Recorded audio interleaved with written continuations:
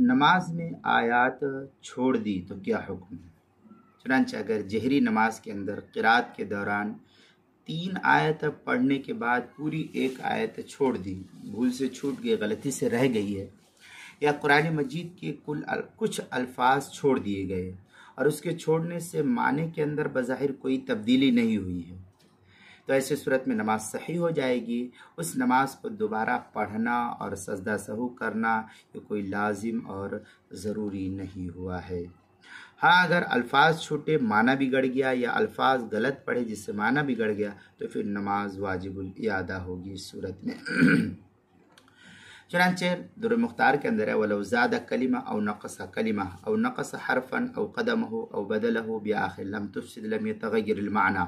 یہ در مختار مشامی کی عبارت ہے، پہلی جلد صفحہ 632 اور 633، کتاب الصلاح مسائل زلت القاری، جو HM سعید کراچی پاکستان کا چھپا ہوا نسخہ، اس کے اندر آگے جو ہے فتاوی ہند میں ہے وَلَوْ ذَكَرَ آیَةٌ مَكَانَ آیَةٍ إِن وَقَفَ تَامًّا ثُمَّ ابْتَدَى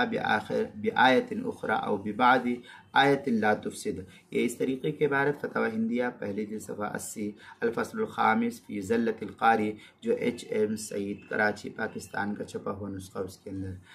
نماز کے مسائل کا انسائکلوپیڈیا جلد نمبر 1 صفحہ نمبر 68، عنوان ہے آیت چھوڑ دی، باب الف حروف تہجی کے اعتبار سے اس کے اندر یہ بحث ہے۔